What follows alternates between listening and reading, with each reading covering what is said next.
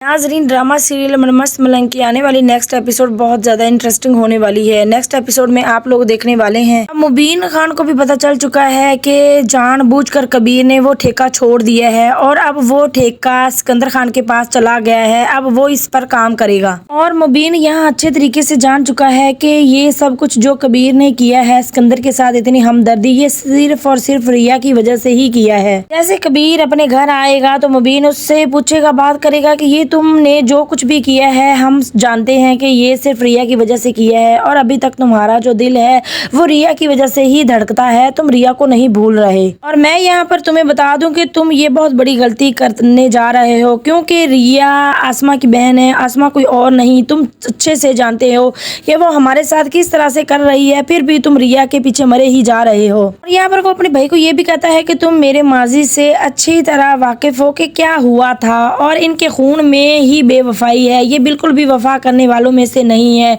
और रिया भी उसी अस्मा की बहन है जिसने मेरे साथ इतना बड़ा धोखा किया और अब रिया भी तुम्हारे साथ धोखा ही करेगी। एक दिन फिर तुम्हें पता चलेगा कि ये सब लोग किस तरह के हैं। और यहाँ पर आगे जो कबीर है वो कोई बात भी नहीं सुनेगा मुबीन की और कहेगा कि भाई ऐसी कोई बात नहीं है जैसा आप समझ रहे हैं।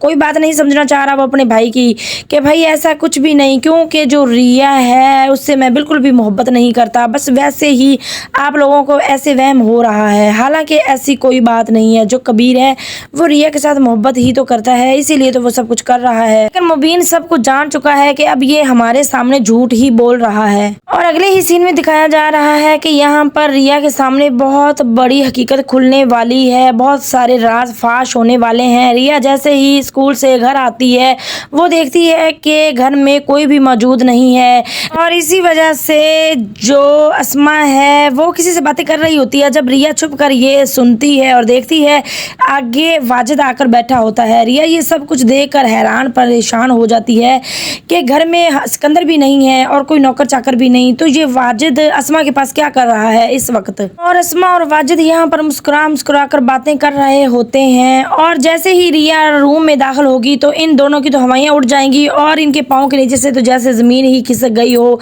ये दोनों देख कर रिया को बहुत ज्यादा परेशान हो जाएंगे। यहाँ पर रिया ये देखती है कि जो वाजिद है वो अस्मा का हाथ पकड़ने की कोशिश कर रहा होता है। अब रिया को यहाँ पर सारी हकीकत का पता चल चुका है कि ये सब कुछ किया धरा वाजिद का ही है और अस्मा ही करवा रही है।